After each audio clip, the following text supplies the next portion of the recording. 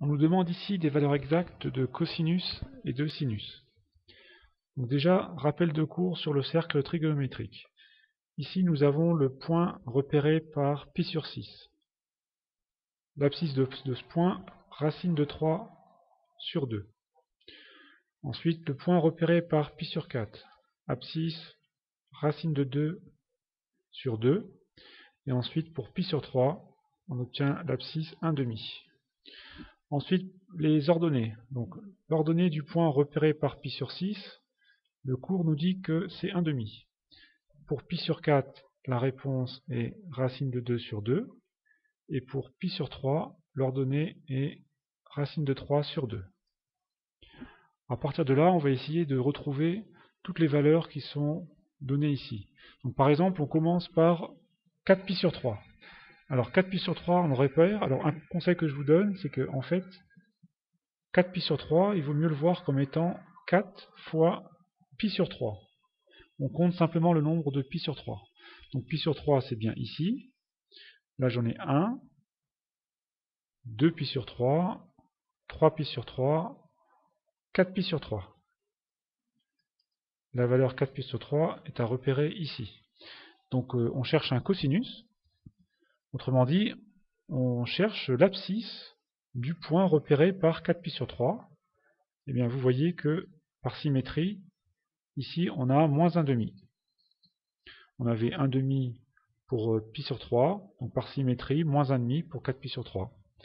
Donc cosinus 4pi sur 3 égale moins 1/2. Ensuite on passe à sinus 7pi sur 6. Donc là pareil, 7 fois pi sur 6.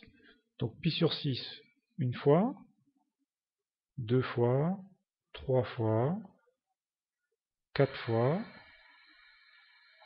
5 fois, 6 fois, 7 fois.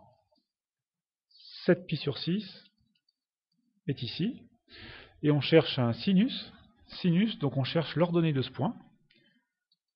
Voilà, on arrive là. Et bien par symétrie, on obtient moins 1/2. Voilà, donc sinus 7pi sur 6 égale moins 1/2. Ensuite, alors 5pi sur 6. Donc je vais changer de couleur. 5pi sur 6, donc je compte le nombre de pi sur 6.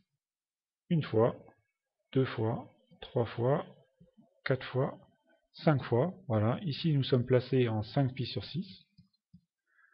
On regarde l'abscisse, cosinus. Donc on cherche l'abscisse du point repéré par 5pi sur 6.